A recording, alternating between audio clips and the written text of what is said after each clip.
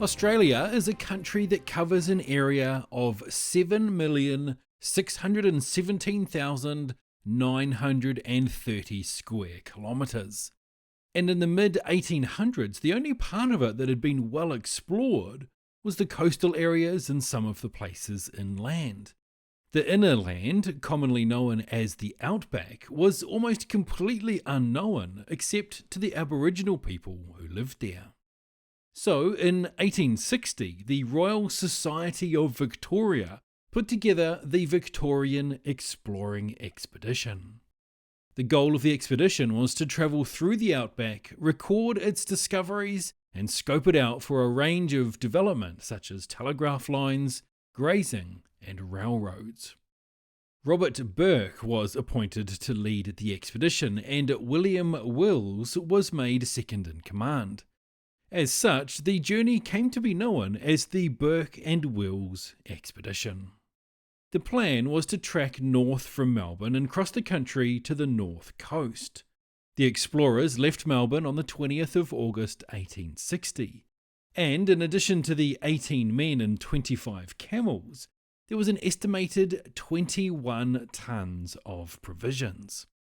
As you can no doubt imagine, progress was slow and the expedition was plagued with problems right from the start. These problems begat further problems that would ultimately doom the endeavour. Burke became increasingly frustrated with the slow pace, so in New South Wales he left some of the men and supplies behind and continued with a smaller group. After reaching Cooper Creek, Burke chose to head on with a group that was smaller again, this time just 3 men: Wills, Charles Gray, and John King. The rest of the expedition members stayed behind at the camp to wait for them. Burke and the others made it to northern Australia in February 1861. They were, however, unable to make it to the coast as they had intended due to the large areas of mangroves and swamps. The decision was made to turn back. By this stage, though, they were desperately short of supplies. They had 27 days' worth of food left, but it had already taken them 59 days to travel from Cooper Creek. To further complicate matters, the wet season broke while the men were on the return trip, and the tropical rains began to pour down. Needless to say, it was tough going, so tough that Charles Gray died of starvation and dysentery on the way. When the remaining 3 men finally made it to Cooper Creek, they found the site deserted. The men who had been left to wait at the camp had departed for home only 9 hours earlier. Yes, after all that time and distance, the two groups had missed each other by a matter of hours. Burke, Wills, King, and the 2 remaining camels were exhausted and had no hope of catching up to the main party, so they decided to remain for a few days while living off a cache of supplies that had been left behind. On the 23rd of April, they set off to the southwest in the hopes of reaching a cattle station near Mount Hopeless, a journey of approximately 240 kilometres.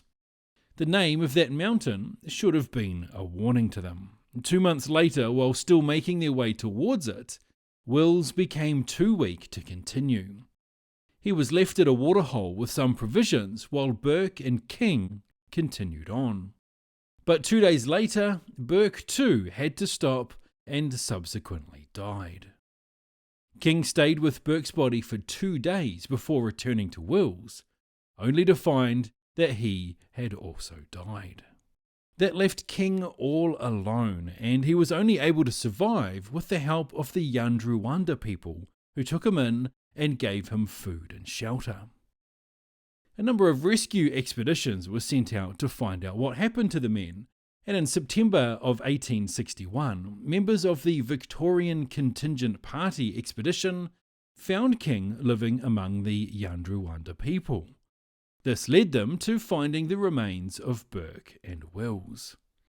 King was taken back to Melbourne, where he was able to explain what happened to him and the members of the small group that broke off from the main expedition.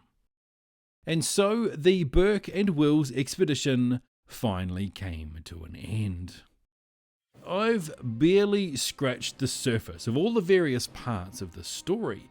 There's enough twists and turns and side missions that you could make a whole season of TV about it. If this video has piqued your interest, I encourage you to look it up and learn even more about this incredible, ill-fated journey that accomplished a lot but seemed to be doomed from the very beginning.